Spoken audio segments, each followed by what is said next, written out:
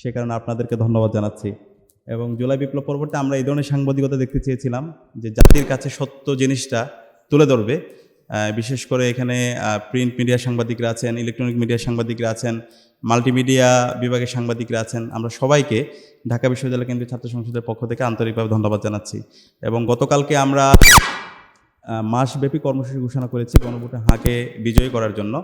তো এখানেও আমরা বিভিন্ন স্টেক হোল্ডারদের সাথে বসবো, সকল সাংবাদিকদের সাথে আমরা বসবো, তাদের মতামত দিব। আশা করছি আমরা সবাই একসাথে মিলে আমাদের শহীদদের আকাঙ্ক্ষার আলোকে ইনসাফভিত্তিক বাংলাদেশ বিনির্মাণ করতে পারবো। ডাকসু 4 মাস পূর্তি হলো। এই 4 মাসের মধ্যে আমরা চেষ্টা করেছি যতগুলো ইশতেহার দিয়েছিলাম প্রত্যেকটি ইশতেহার অ্যাড্রেস করার জন্য। এবং এই ঢাকা বিশ্ববিদ্যালয়ে 54% শিক্ষার্থী হচ্ছে নারী শিক্ষার্থী। এই নারী শিক্ষার্থীরা তাদেরকে যেভাবে তাদের যে অধিকার, তাদের যে ন্যায্যতা এনশিওর করা দরকার ছিল, গত 104 বছরে সেটা আমরা নিশ্চিত করতে পারিনি। আমরা বারবার বলছি আমাদের নারী শিক্ষার্থী, আমাদের বোনদের আবাসন সংকট থাকা চলবে না, শিক্ষার্থীদের কোনো আবাসন সংকট রাখা যাবে না। তো 104 বছরে চাইলে এই সংকটগুলো দূর করা যেত, কিন্তু বিশ্ববিদ্যালয় প্রশাসন এবং এখানে যারা দায়িত্বে ছিল রাজনৈতিক দলগুলো তাদের সদিচ্ছার অভাবে এই সংকটগুলো কৃত্রিমভাবে তৈরি করে রাখা হয়েছিল। তো আমরা আমাদের ইশতেহারে বলেছিলাম আমাদের বোনদের আবাসন সংকট দূর করার জন্য আমরা কাজ করব। তো গত 4 মাস জুড়ে আমরা চেষ্টা করেছি, বিশ্ববিদ্যালয়ের প্রশাসনের সাথে অনেকবার বসেছি, সরকারের দায়িত্বশীল পর্যায়ে যারা আছে তাদের সাথে বসেছি, যারা ডোনার আছে তাদের সাথে বসেছি, এবং ইন্টারন্যাশনাল যারা স্টেক হোল্ডার আছে তাদের সাথে বসেছি। তো আমাদের পরিকল্পনা হলো আমাদের যারা শিক্ষার্থী আছে, বিশেষ করে আমার বোনরা, নারীদের জন্য কোনো ধরনের যেন আবাসন সংকট না থাকে। ইতিমধ্যে বিশ্ববিদ্যালয় প্রশাসন থেকে 2850 কোটি টাকার একটি অধিকতর উন্নয়ন প্রকল্প ঘোষণা করা হয়েছে। সেই প্রকল্পের আওতায় মোট 5টি হল নির্মাণ হবে। আশা করছি এই হলগুলোর যদি নির্মাণ কাজ শেষ হয় আমাদের শিক্ষার্থীদের, বিশেষ করে নারী শিক্ষার্থীদের আবাসন সংকট থাকবে না ইনশাআল্লাহ। একই সাথে আমাদের নারীদের যে হলগুলো আছে সেই হলগুলোতে এখানে আমাদের বোনদের চিকিৎসার যে নিরাপত্তা সেকেন্দ্রিক অনেক বেশি জটিলতা। আমাদের বিশ্ববিদ্যালয় মেডিকেল সেন্টার, সেই মেডিকেল সেন্টারে পর্যাপ্ত ট্রিটমেন্টের ব্যবস্থা করা হয় না, এবং এখানে পর্যাপ্ত ইকুইপমেন্ট নাই। আর আমাদের যেই প্রাইভেট যে মেডিকেলগুলো আছে সেই মেডিকেলগুলোর যে খরচ, সে খরচ দিয়ে আমাদের বোনদের, নারীদের যেভাবে তার চিকিৎসার যে অধিকার, সে অধিকারটা নিশ্চিত হয় না। তো সেই জায়গা থেকে আমরা চেষ্টা করছি আমাদের মেডিকেল সেন্টারটাকে আধুনিকায়ন করার জন্য, এবং আধুনিকায়নের ইতিমধ্যে আমরা অনেকটা কাজ শেষ করতে পেরেছি। আমাদের প্রভিসি ম্যাম, প্রশাসন ম্যাম আমাদেরকে সার্বিকভাবে আমাদেরকে সহযোগিতা করছেন। এর বাইরেও বিভিন্ন সময়ে অনেকেই মেডিকেল সেন্টার নিয়ে কাজ করেছেন, আমরা সবার প্রতি কৃতজ্ঞতা জ্ঞাপন করছি। এবং টিকা তার্কিভিত্তিক একটি প্রতিষ্ঠান, তারাও এখানে প্রায় 3 কোটি টাকার কাজ করেছেন। তো আমরা আশা করছি আমাদের মেডিকেল সেন্টারটাকে খুব দ্রুতই একটা পূর্ণাঙ্গ আধুনিক সেন্টারে আমরা রূপান্তর করতে পারবো। এর বাইরে যে প্রাইভেট যে মেডিকেল সেন্টারগুলো আছে, প্রাইভেট মেডিকেল সেন্টারগুলোর সাথে আমরা এমওইউ করছি 50% ছাড়ে। তো আশা করছি আমাদের যারা শিক্ষার্থীরা আছে তারা তাদের যেন ট্রিটমেন্টের সার্বিক সুবিধা পায়, সেটা আমরা নিশ্চিত করতে পারবো। আর আমরা প্রতি মাসে চেষ্টা করছি বিভিন্ন ধরনের হেলথ ক্যাম্প আয়োজন করার জন্য। এই হেলথ ক্যাম্পগুলোর মাধ্যমে শিক্ষার্থীরা তাদের ফ্রিতে ট্রিটমেন্টের তাদের যে সেবা সেটা পাচ্ছে, একই সাথে মেডিসিনেরও আমরা ব্যবস্থা করার চেষ্টা করছি। এবং আজকে যে আয়োজন, শিক্ষার্থীদের যে হাইজিন কিটগুলো আমরা সংগ্রহ করার চেষ্টা করছি, নারীদের আমরা 5টা হলেই এই হাইজিন কিটগুলো ফ্রিতে পৌঁছানোর চেষ্টা করব, স্যানিটারি ন্যাপকিন। এই আয়োজনে আমাদেরকে সার্বিকভাবে সহযোগিতা করছে এবি গ্রুপ।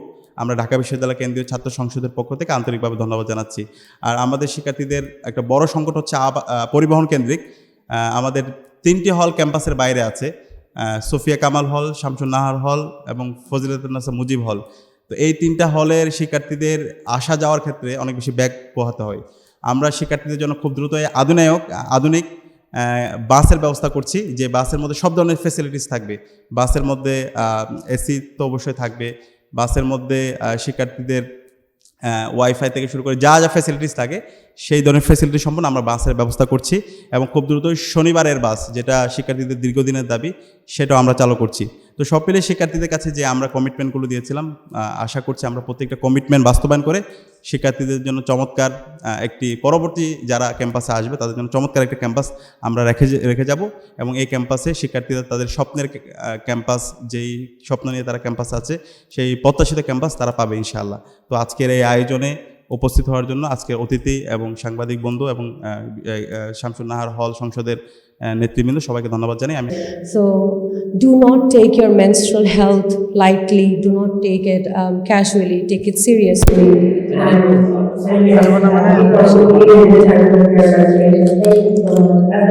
সবাইকে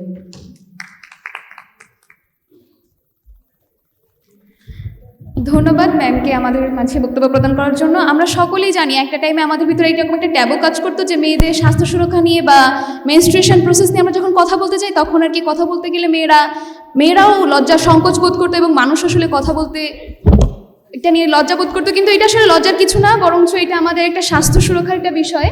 তো এটা নিয়ে আমরা কথা বলবো, আমাদের যতটুকু সচেতনতা দরকার আছে আমরা সেটুকু সচেতনতা গড়ে তুলবো, যেন আমাদের আজকের প্রজন্মে যে নারীরা আছে তাদের মাধ্যমে যেন আমাদের ভবিষ্যৎ প্রজন্ম যারা আসবে বা আসতে চলেছে তাদের যেন জীবনটা সুস্থ সুন্দর হয়। তা না হলে দেখা যায় যে অনেক প্রসেস থাকে যেগুলো মেয়েরা জানে না, যেটার কারণে তাদের ভবিষ্যৎ প্রজন্ম আসলে হুমকির সম্মুখীন হয়ে যায়। তো এই পর্যায়ে আমি ডেকে নিচ্ছি আমাদের এই যে হাই কেয়ার ও বেবি ও ফিমেল হাইজিন প্রোডাক্টস এবি গ্রুপের যিনি এমডি মোহাম্মদ আবুল হোসেন, উনি আজকে উপস্থিত থাকতে পারেনি, তবে উনি ওনার রিপ্রেজেন্টেটিভ পাঠিয়েছেন ব্রিগেডিয়ার নূর, রিটায়ার্ড এমফিল। ওনাকে অনুরোধ করছি আমাদের মাঝে কিছু বলার জন্য। ধন্যবাদ।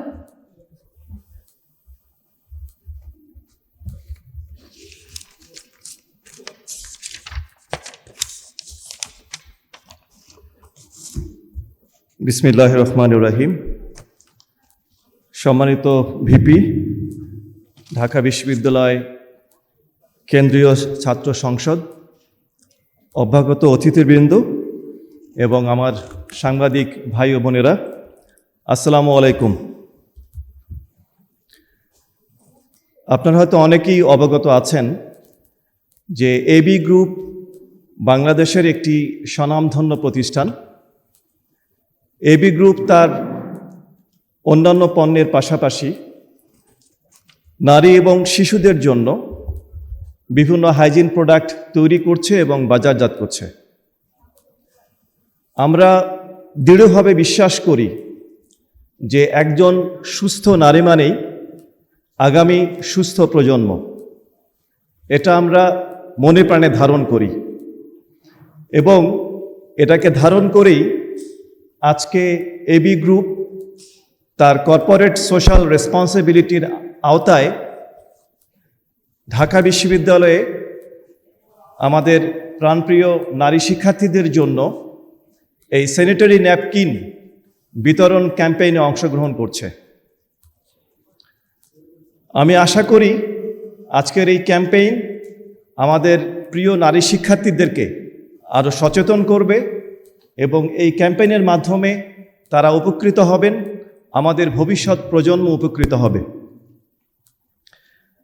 আজকের এই আয়োজন সুন্দর এবং সুষ্ঠুভাবে অ্যারেঞ্জ করার জন্যে আমি ভিপি, ঢাকা বিশ্ববিদ্যালয় কেন্দ্রীয় ছাত্র সংসদ এবং তার টিম এবং একই সাথে ঢাকা বিশ্ববিদ্যালয় কর্তৃপক্ষ এবং শামসুন্নার হল কর্তৃপক্ষকে আন্তরিক অভিনন্দন জ্ঞাপন করছি।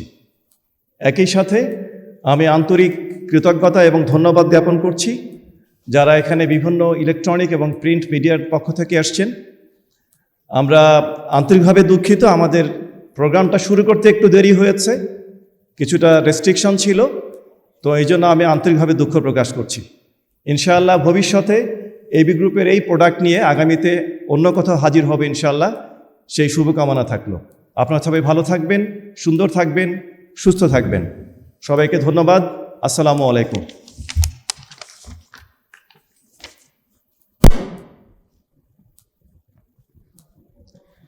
ধন্যবাদ এবি গ্রুপকে আমাদের সার্বিক সহযোগিতায় থাকার জন্য। এ পর্যায়ে আমি ডেকে নিচ্ছি আমাদের ঢাকা বিশ্ববিদ্যালয় কেন্দ্রীয় ছাত্র সংসদের সহসভাপতি সাদিক কায়েম ভাইকে কিছু বলার জন্য। ধন্যবাদ।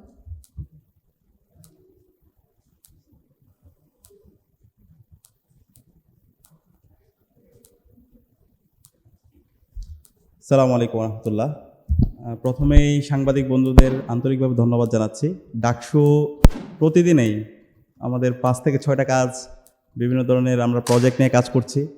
প্রত্যেকটা প্রোগ্রাম, প্রত্যেকটা প্রজেক্ট খুবই গুরুত্ব সহকারে আমাদের সাংবাদিক বন্ধুরা আমাদের এই কাজগুলো কভারেজ করছেন। আমার কথা শেষ করছি। আসসালামু আলাইকুম।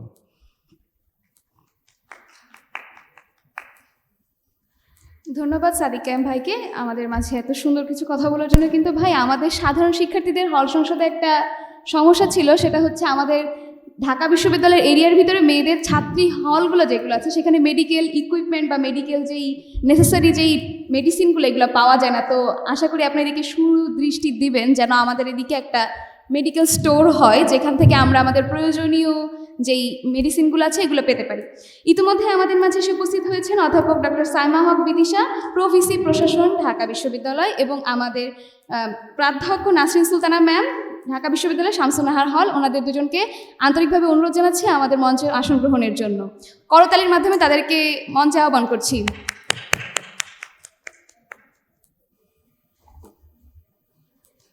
এবং আমাদের ঢাকা বিশ্ববিদ্যালয় কেন্দ্রীয় ছাত্র সংসদের কমন রুম, রিডিং রুম ও ক্যাফেটেরিয়া বিষয়ক সেক্রেটারি উম্মে সালমা আপুকেও অনুরোধ করছি মঞ্চে আসন গ্রহণের জন্য।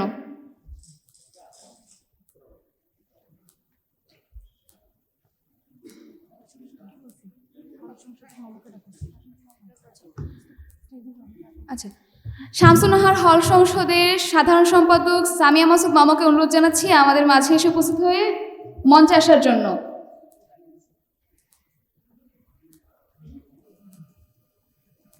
এ পর্যায়ে আমাদের মাঝে বক্তব্য রাখবেন অধ্যাপক ডক্টর সাইমা হক বিদিশা, প্রভিসি প্রশাসন, ঢাকা বিশ্ববিদ্যালয়। ম্যামকে অনুরোধ জানাচ্ছি আমাদের মাঝে কিছু বলার জন্য।